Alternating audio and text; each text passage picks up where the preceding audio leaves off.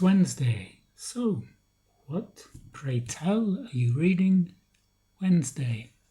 Not you, dear. What are you reading Wednesday? Let me know in the comments. So, what are you reading? Topper Pop, are you still reading Twist of Fate? T-Town Reader, that unput-downable Ken Follett. Did you ever manage to put it down?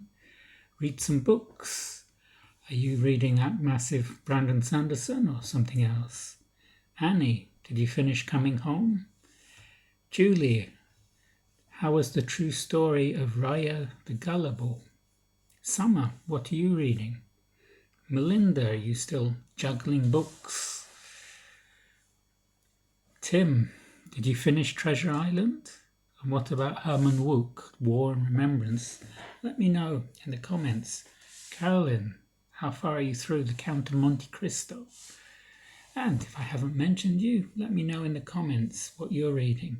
If you don't want me to mention you, let me know in the comments you don't want me to mention what you're reading. And if you do, let me know in the comments. Let's have a conversation in the comments. What am I reading? Last week I was reading The Forest of the Hanged, which was published in 1922. This week I'm reading a book that was set in 1922, but written a long time after, in the 21st century. I'm reading The Paying Guests by Sarah Waters. The Paying Guests was the book chosen by you.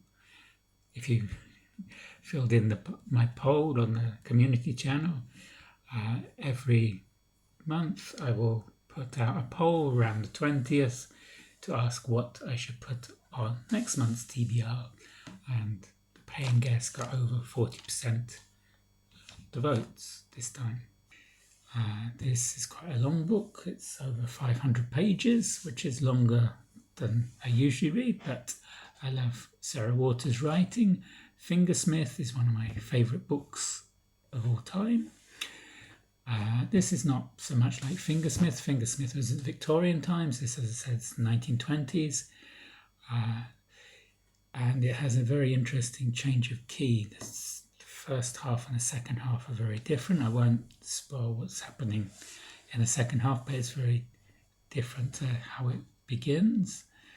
And as with almost all Sarah Waters books, there is a lesbian romance in it. And I'm enjoying it so far. The historical detail is fascinating of how 1920s London looked and felt. And May is Horror Mayhem. And they have this world tour, Horror Mayhem. The theme for this year's Horror Mayhem. Horror Mayhem was started by the Bookish Bryants, Scott and Becky Bryant. Unfortunately, Scott is no longer with us. And for Horror Mayhem, I'm reading Kafka. Some of his short stories seem very fitting for this. Kafka's not really horror as such, but it's very much horror adjacent. It has those same emotional feels, that unease, the dread, the feeling that reality itself has become something different. The title here, Metamorphosis. Here, a travelling salesman wakes up to find himself a giant beetle or cockroach. Here it's translated as cockroach. I think in the German it's just vermin. But the first thought is not, how did this happen? It's not fantasy. It's like, how will I get to work? And it's a lot of existential horror, but not just Metamorphosis. There's also In the Penal Colony, which very much on this world tour, it's set somewhere tropical. A traveller comes across a penal colony where they're going to execute a criminal with a very strange device. The device will cut into the condemned man's body, his crime. You're going to tattoo it like on his body what the crime was. It's not a very particularly serious crime. The crime is insubordination. It's very Kafkaesque.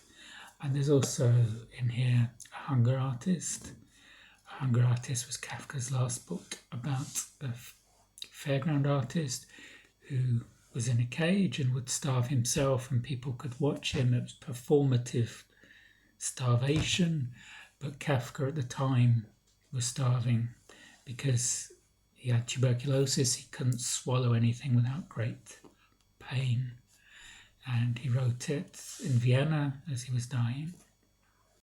I'm also continuing to read this Georgian book, Metamorphosis, about this refugee girl, Yuliana.